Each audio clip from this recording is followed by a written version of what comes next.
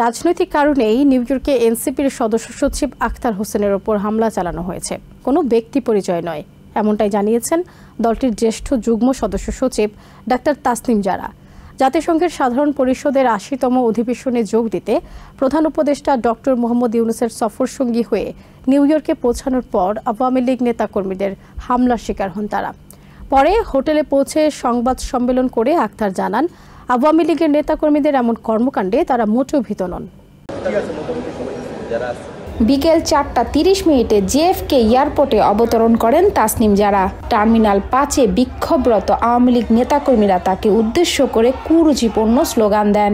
এছাড়া অন্তর্বর্তীকালীন সরকার প্রধান ডক্টর মোহাম্মদ ইউনূসের বিরুদ্ধে অবমাননাকর স্লোগানও দেন।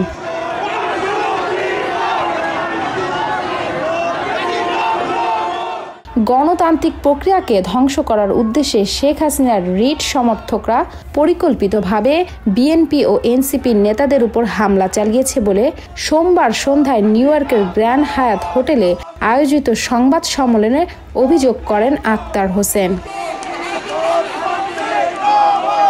ফ্যাসিবাদী আওয়ামী লীগ নেতাকর্মীদের এমন কর্মকাণ্ডে মোটেও ভীত নন বলেই জানান তাসনিম জারা ও আখতার হোসেন। অনেক ধরনের কটূক্তি, কেউ প্রতিপন্ন করা, চরিত্র হনন করার চেষ্টা, অপচেষ্টা আওয়ামী লীগ থেকে ছিল, সেটারই আজকে আরেকটা বহিঃপ্রকাশ হলো। আওয়ামী লীগ আজকের এই ঘটনার মধ্যে দিয়ে আবারও তাদের যে সন্ত্রাসের এবং তাদের যে ঘৃণ্য চরিত্র, সেটার আবারও বহিঃপ্রকাশ তারা ঘটিয়েছে। এবং দেশেও আমরা আওয়ামী লীগের আক্রমণের লক্ষ্য প্রস্তুতি আমরা থাকি, কিন্তু এটাতে আমরা আসলে ভয় পাই না।